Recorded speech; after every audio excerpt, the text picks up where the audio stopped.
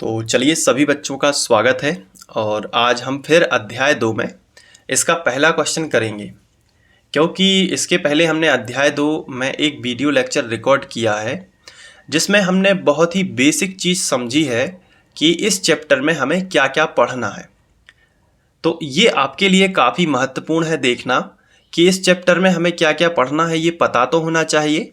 तो और कितने क्वेश्चन हैं और किस तरीके से हमें ये पढ़ना है, तो आप वो वीडियो ज़रूर देखें। उस वीडियो को देखने के लिए आप प्लेलिस्ट पर चले जाइए और क्रम के अनुसार आप इंट्रो या भूमिका वीडियो आप देख सकते हैं अध्याय 2 का।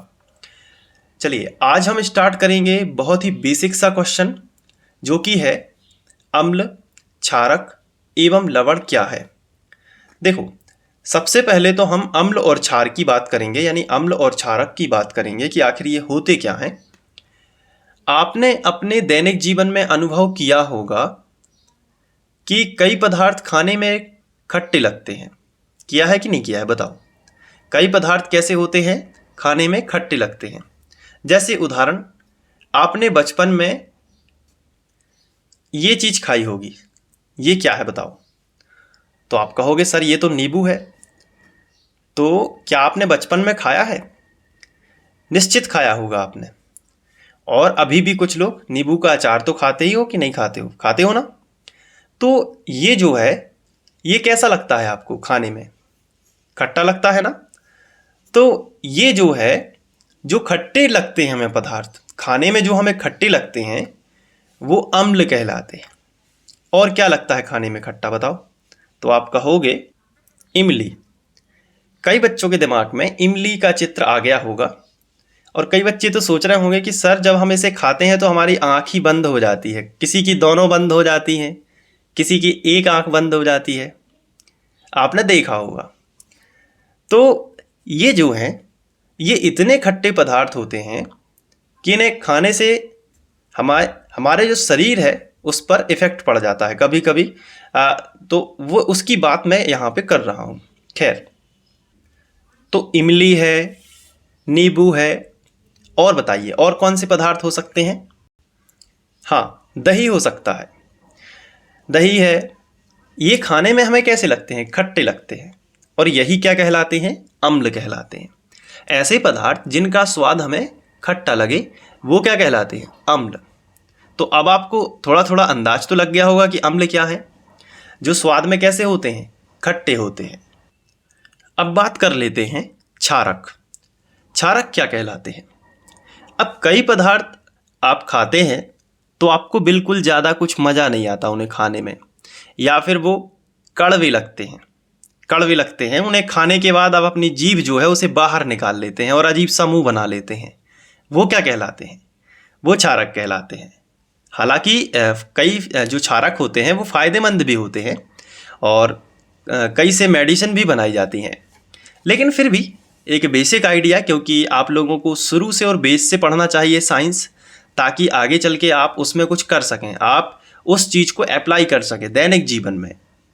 तो बताओ फिर एक आध उदाहरण बताओ जो आपको खाने में कड़वा लगा हो। देखो, सबसे पहला उदाहरण तो हो सकता है आपके लिए चूना। चूना आपने कहाँ खाया है? तो बताओ फिर। कभी पान खाया है आपने? अगर आपने पान खाया है तो उसके अंदर क्या होता है? कत्था और चूना, और बाकी चीज़ें भी होती हैं। लेकिन बेसिक तौर पर कोई भी पान हो उसमें कत्था और चूना दोनों चीज़ें तो होती हैं। तो उसमें जो चूना होता है, अगर आप कभी चूना अकेला खाकर देखोगे, हालांकि खाना मत, ज़्यादा मात्रा में खा लोगे गाल फट जाएंगे। तो चूना इतना ज़्यादा कड़वा होता है कि उससे गाल ही फट जाते हैं, जीभ फट जाती है। ठीक है, और काफ़ी ज़्यादा पेन भी हो सकता है।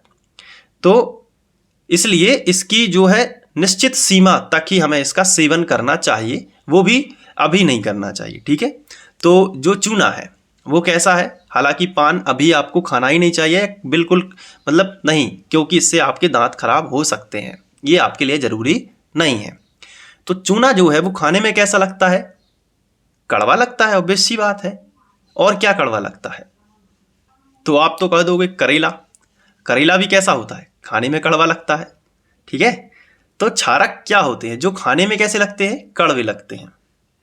जैसे कास्टिक सोडा, ये आपके सामने जो रखा है, ये छोटी छोटी जो है ये देखो आप टुकड़े रखे हैं ना, ये कास्टिक सोडा है। ठीक है, तो कास्टिक सोडा भी खाने में कैसा लगता है? कड़वा। अब कास्टिक सोडा क्या है आगे जाके और भी आपको डिटेल में जानने को मिलेगा। तो अभी आपको बेसिक आइडिया लग गया होगा कि अम्ल क्या होते हैं, क्षारक क्या होते हैं। अब लवण क्या है? देखो, बेसिक तौर पर लवण की परिभाषा थोड़ी सी डिफिकल्ट है, लेकिन मैं एग्जाम्पल आपको बताता हूँ लवण होता क्या है। लवण को अंग्रेजी में बोलते हैं साल्ट। देखो, साल्ट यानी नमक। तो ऐसे पदार्थ जो लगभग स्वाद में थोड़े से खारे हों या अजीब सा स्वाद होता हो। अभी बिल्कुल बेसिक से बता रहा हूँ आपको। लवण, साल्ट। नमक तो आप खाते ही हैं, तो आप कहोगे सर हम नमक तो रोज ही खाते हैं और कोई अलग से खाता है। मतलब कि जो भोज्य पदार्थ बनते हैं उनमें तो नमक डाला ही जाता है। ठीक है, और गांधी जी ने भी नमक आंदोलन चलाया था, यदि आपको याद हो। ठीक है, तो नमक तो काफ़ी ज़्यादा इम्पोर्टेंट है, नमक के बिना तो बाकी चीज़ें अधूरी हैं। तो ये है, नमक के बिना तो स्वाद ही नहीं आता। तो नमक क्या है? एक लवण है। ठीक है, तो अम्ल जो स्वाद में खट्टे होते हैं, अम्ल को बोलते हैं एसिड। ठीक है, क्षार, क्षार को बोलते हैं बेस। ठीक है, अम्ल को क्या बोलते हैं? एसिड, और क्षार को क्या बोलते हैं? बेस। और लवण, लवण को क्या बोलते हैं? सॉल्ट। तो चैप्टर का नाम क्या होगा इंग्लिश में? एसिड, बेस एंड साल्ट, यानी कि अम्ल, क्षार एवं लवण। अम्ल जो स्वाद में खट्टे होते हैं, क्षार जो स्वाद में कड़वे होते हैं, और लवण जो स्वाद में खारे होते हैं। या इनकी डेफिनेशन थोड़ी अलग टाइप की है, मैं अभी लिखवा दूंगा। तो चलिए, अब जैसे मान लो आपको पता करना है कि कोई पदार्थ अम्ल है या कोई पदार्थ क्षार है, तो आप कैसे पता करोगे? तो आप में से कई बच्चे सोच रहे होंगे कि सर हम उसे चख लेंगे, अगर वो खट्टा होगा तो वो अम्ल होगा, और अगर वो कड़वा होगा तो सीधी सी बात है वो क्षारक होगा। लेकिन ऐसा नहीं करना है, साइंटिस्ट लोग ऐसा नहीं, इसको सही नहीं मानते हैं। क्योंकि कोई भी पदार्थ आप डायरेक्ट चखोगे आपको नुकसान भी हो सकता है, आप बीमार और भारी बीमार भी हो सकते हैं, बहुत ज़्यादा बीमार भी हो सकते हो। ठीक है, तो आप ऐसे चख के नहीं बता सकते हर पदार्थ। रसायन विज्ञान में लाखों पदार्थ, लाखों यौगिक हैं, और सबको आप चखोगे, आपको थोड़े ना पता है कि किससे क्या नुकसान होने वाला है, किससे कौन सी बीमारी होने वाली है। तो फिर कैसे पता चल करोगे? तो इसके लिए कुछ सूचक बनाए गए हैं, कुछ इंडिकेटर बनाए गए हैं, जो हमारा सेकंड क्वेश्चन है। लेकिन अभी इसकी थोड़ी सी चर्चा करना जरूरी है, क्योंकि हमें अम्ल की डेफिनेशन में ये लिखना है। तो इसमें एक सूचक का प्रयोग किया जाता है। हालांकि सूचक भी कई प्रकार के होते हैं जो नेक्स्ट क्वेश्चन में पढ़ेंगे, लेकिन अभी जो सूचक है उसको बोलते हैं लिटमस पत्र। क्या बोलते हैं? लिटमस पत्र। अब लिटमस पत्र दो प्रकार के आते हैं, मैं अभी आपको दिखाऊंगा। एक होता है नीला और एक होता है लाल। तो अब इस चित्र को ध्यान से समझो, देखो ध्यान से। ये रखा है एसिड, यानी कि ये क्या है? अम्ल, और ये क्या है? क्षार। मतलब ये जो बीकर है, इसमें ये देखो, ये ब्लैक कलर से जो भरा हुआ है, ये क्या है? अम्ल। ध्यान से समझते जाना। और यहां पे जो हरे रंग से भरा हुआ है, ये है क्षार। अब इसमें देखो, ये नीला लिटमस पत्र डुबोया गया है, तभी तो ये बाहर नीला है, लेकिन अंदर कैसा हो गया? लाल। तो इससे हमें क्या पता चलता है कि जो अम्ल हैं वो नीले लिटमस को क्या कर देते हैं? लाल कर देते हैं। इसमें कौन सा लिटमस पत्र डुबोया गया है बताओ? नीला। तो इसने नीले को क्या कर दिया? लाल। लेकिन इसमें देखो, ये बाहर से कौन सा दिख रहा है? लाल है ना, तो ये लाल लिटमस पत्र है, और लाल को क्षार ने क्या कर दिया? नीला। तो अपन उसको चखेंगे नहीं कभी, अपन लिटमस पत्र से टच करवाएंगे। अब लिटमस पत्र कहाँ से आता है, ये नेक्स्ट क्वेश्चन में देखेंगे, कहाँ से प्राप्त होता है, कौन से प्रकार का है, क्योंकि ये सूचक है एक प्रकार का। तो अम्ल, अम्ल क्या कहलाते हैं? जो नीले लिटमस को क्या कर देते हैं? लाल कर देते हैं। नीले लिटमस को क्या कर देते हैं? लाल करते हैं। तो और एक डेफिनेशन जो हमने शुरू में देखी है, तो ऐसे पदार्थ जो स्वाद में कैसे होते हैं? खट्टे। दो डेफिनेशन हो गई। अम्ल क्या कहलाते हैं? ऐसे पदार्थ जो स्वाद में खट्टे होते हैं या फिर नीले लिटमस को क्या कर देते हैं, लाल। लेकिन अगर इसमें लाल लिटमस डालोगे तो कोई रिएक्शन नहीं होगा, और नीला डालोगे तो नीले को क्या कर देगा, लाल। तो ये एक बेसिक चीज याद रखना है कि अम्ल क्या करता है, नीले लिटमस के साथ ही रिएक्ट होता है और नीले लिटमस को क्या कर देता है, लाल कर देता है। जबकि क्षार में नीला लिटमस नहीं चलेगा, क्षार में लाल लिटमस पत्र डालना पड़ेगा। लिटमस पत्र दो प्रकार के होते हैं, एक नीला और एक लाल। लेकिन अम्ल में नीला ही डालो और क्षार में लाल लिटमस पत्र ही डालो। समझ में आया कि नहीं? तो क्षार में जब लाल लिटमस पत्र डालोगे तो उसे वो क्या कर देगा, नीला, और अम्ल में कौन सा डालोगे, नीला, तो नीले को क्या कर देगा, लाल। तो अम्ल की डेफिनेशन क्या होगी, ऐसे पदार्थ जो स्वाद में खट्टे होते हैं या नीले लिटमस को लाल कर देते हैं, अम्ल या एसिड कहलाते। जबकि क्षार की डेफिनेशन क्या होगी, ऐसे पदार्थ जो स्वाद में कड़वे होते हैं या फिर जो लाल लिटमस पत्र को क्या कर देते हैं, नीला कर देते हैं। बहुत ही बेसिक से समझ रहे हो आप, कभी भी जिंदगी में नहीं भूलोगे। तो यहां पे हम इसको लिखते हैं, अम्ल की डेफिनेशन सबसे पहले यहां पे लिख लेते हैं। आप लिखोगे ऐसे पदार्थ जो स्वाद में खट्टे होते हैं तथा, अब लिटमस पत्र वाली बात लिखना है तो कैसे लिखोगे, तथा जो नीले लिटमस को लाल कर देते हैं। जैसे इसमें डुबोया तो वो क्या कर दिया, इसको देखो लाल कर दिया। देखो जितना जितना विलयन के अंदर है ना, वो पूरा हिस्सा लाल हो गया। तो लिखेंगे तथा जो नीले लिटमस को लाल कर देते हैं। अब देखो बेसिक समझो कि कोई भी दुनिया का कोई भी अम्ल हो, उसके पास हाइड्रोजन होता है, तो वो जब जल में घुलेगा तो H+ आयन देगा। तो एक चीज़ बस और स्टैंडर्ड इक्वेशन बनेगी, स्टैंडर्ड डेफिनेशन बनेगी कि कोई भी अम्ल होगा उसके पास हाइड्रोजन तो होगा, और वो हाइड्रोजन जब जल में घुलेगा तो H+ बनेगा। क्या बनेगा, H+ आयन, क्योंकि हाइड्रोजन पर पॉजिटिव आयन होता है।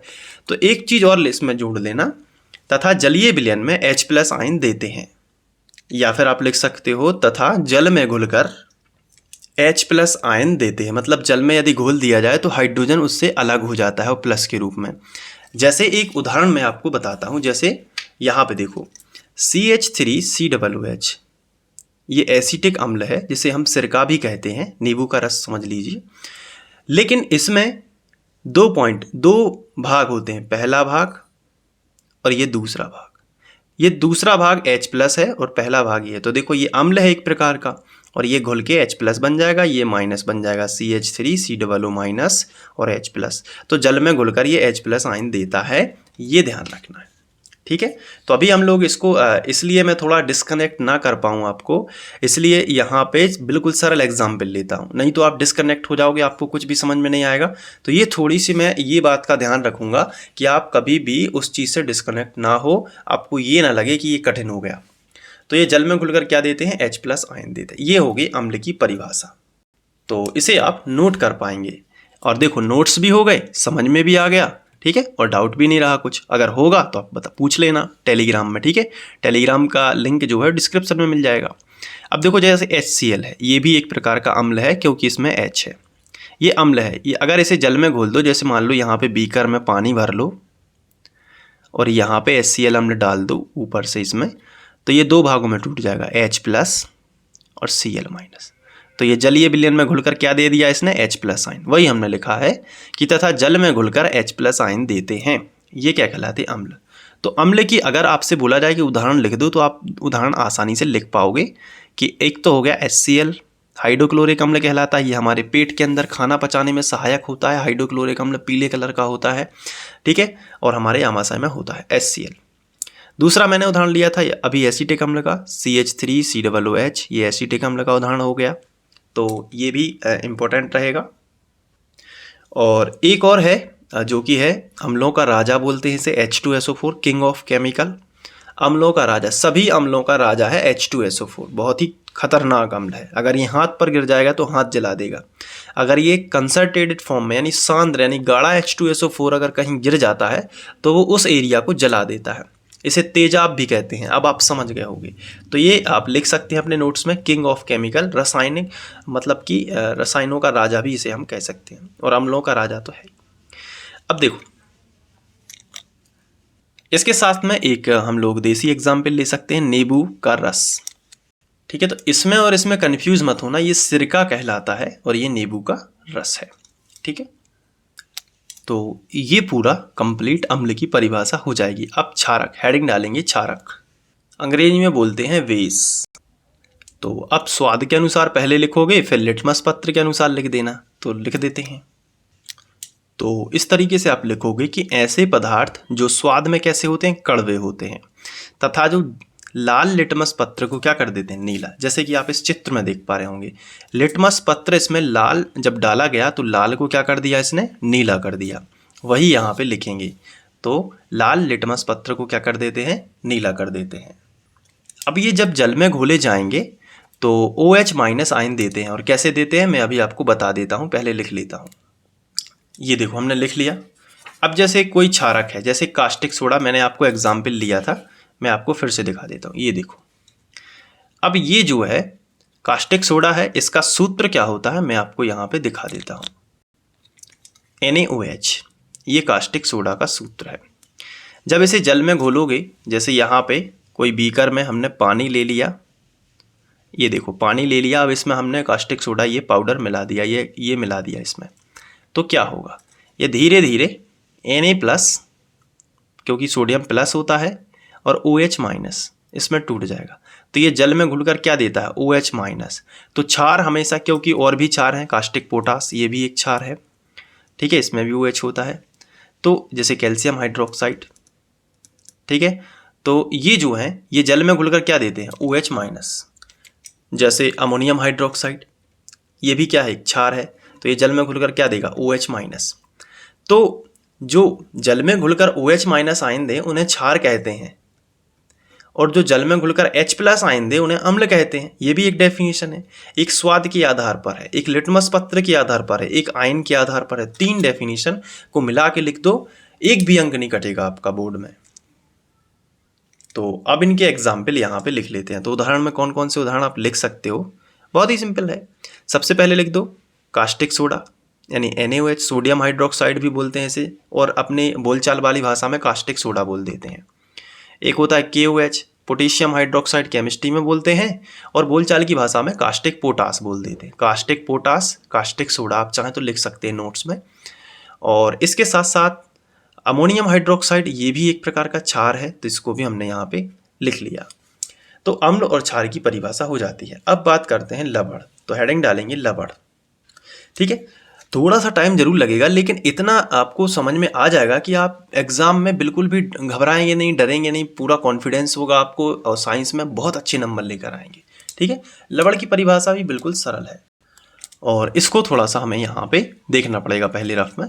देखो, अगर कोई जैसे यहाँ पे क्षार ले लेते हैं और अम्ल, क्षार और अम्ल परस्पर क्रिया करते हैं तब लवण बनता है। याद रखिए, ये क्या है, एक क्षार का उदाहरण, क्योंकि इसके पीछे OH है, तो ये क्या है, क्षार। और इसके पीछे Cl है या H+ है, तो ये क्या है, अम्ल, क्योंकि ये जल में घुलकर H+ देगा और ये जल में घुलकर OH- देगा, इसलिए ये क्षार है और ये अम्ल है। अब यदि इनकी रिएक्शन करवाई जाएगी तो Na जो है, Na क्या है, एक धातु है, और यहाँ पे Cl के साथ रिएक्ट कर जाएगा तो NaCl बना लेगा। NaCl नमक बन गया, जिसे हम लवण भी कह सकते हैं। ये नमक है, NaCl नमक का सूत्र होता है। तो Na ने किससे क्रिया की, Cl से, तो Na क्या बन गया, Cl। अब बचा क्या, OHH, जिसे हम बोल सकते हैं 2 H है और एक O है, तो यहाँ पे हम लिख सकते हैं H 2 है और एक O है, H2O हो गया ना। तो लवण एवं जल बनता है। तो जब अम्ल और क्षार परस्पर क्रिया करते हैं तो लवण बनेगा, और क्या बनेगा, जल। तो अब लवण की डेफिनेशन क्या हो सकती है, तो इसके लिए आप लिखोगे कि लवण वह यौगिक है, क्या लिखोगे, यहीं से स्टार्ट करना, लवण वह यौगिक है जो किसी अम्ल के यहाँ पे हाइड्रोजन आयन को धातु परमाणु द्वारा विस्थापित करता है। अब इतना आपको समझ में नहीं आया होगा, मुझे पता है, देखो ध्यान से। यहाँ पे हुआ क्या है कि हाइड्रोजन आयन को हटा दिया, इसको विस्थापित कर दिया। Na ने कहा चलो दूर भगो, दूर जाओ, यहाँ पे कौन आ गया, Na। तो अम्ल का जो हाइड्रोजन आयन है, यहाँ पे अम्ल में 2 आयन है, एक हाइड्रोजन आयन और एक क्लोरीन आयन। तो इस सोडियम ने क्या किया, इस हाइड्रोजन को दूर भगा दिया और खुद आके यहाँ आ गया और NaCl बन गया। तो कैसे बना NaCl? लवण वह यौगिक है, आपको लिखना है, जो किसी अम्ल के हाइड्रोजन आयन को धातु परमाणु द्वारा विस्थापित करके बनता है। ऐसे भी हम लिख सकते हैं। कैसे? लवण वह यौगिक है जो किसी अम्ल के हाइड्रोजन आयन को धातु परमाणु द्वारा विस्थापित करके बनता है। तो चलिए लिख लेते हैं। तो इस तरीके से आपको लिख देना है। और ये वाला जो है एग्जाम्पल लिखोगे कि एक क्षार ले लिया जैसे कि कास्टिक सोडा और प्लस एक अम्ल ले लिया जैसे हाइड्रोक्लोरिक अम्ल और तीर का चिन्ह लगा दिया, तो Na ने हाइड्रोजन को हटा के खुद यहाँ पे आ गया तो NaCl बन गया। ठीक है, तो NaCl और प्लस H2O। ठीक है, तो ये बन गया लवण। तो ये एग्जाम्पल आप लिख सकते हैं, ठीक है, उदाहरण करके। और इसी से डेफिनेशन बनी है जो कि मैं बता चुका हूँ। तो ये फर्स्ट जो क्वेश्चन है वो कंप्लीट होता है समझने के साथ, विथ नोट्स के साथ में। तो अब आप इसको अच्छे से नोट कर सकते हैं स्क्रीन के साथ में। और यदि आप PDF में नोट्स, अगर यही वाले नोट्स आपको PDF में चाहिए तो टेलीग्राम में ज्वाइन हो जाइए। तो समय समय पर मैं वहाँ पे जो है लिंक डालता रहता हूँ। और यदि आपके मोबाइल फ़ोन में टेलीग्राम नहीं है तो उसे डाउनलोड करके फिर लिंक पर क्लिक करोगे तो आपको सीधा टेलीग्राम चैनल मिल जाएगा। और इसके बाद का जो क्वेश्चन है वो है सूचक किसे कहते हैं, इंडिकेटर, और यह कितने प्रकार के होते हैं। तो इसमें भी लिटमस पत्र इसी में से आता है, इसी में शामिल है। इसके अलावा और भी हैं जैसे लौंग का तेल, प्याज का रस, ये भी सूचक होते हैं। तो इनको हम बड़े अच्छे से समझेंगे। एक बार पढ़ना है लेकिन बहुत अच्छे से पढ़ना है ताकि कोई भी डाउट ना रहे। और हाँ, रिक्वेस्ट करता हूँ कि नोट्स ज़रूर बनाते जाओ। चलिए थोड़ा छोटा सा एक टेस्ट ले लेता हूँ। आपके सामने 4 पदार्थ हैं। अब आपको इन्हें अम्ल, क्षार और लवण में बदलना है। मतलब बताना है कि कौन अम्ल है, कौन क्षार है और कौन लवण है। कमेंट में बताओ, इसी क्रम में लिख के बताओ। इसी क्रम में आप कमेंट में लिख के बताओ, ठीक है। फिर इसके बाद जल्दी से बताना ज़रूर है, ठीक है, कि कौन क्या है, ठीक है। फिर देखते हैं कि किसका सही निकलता है। मिलते हैं नेक्स्ट वीडियो में। Thank you.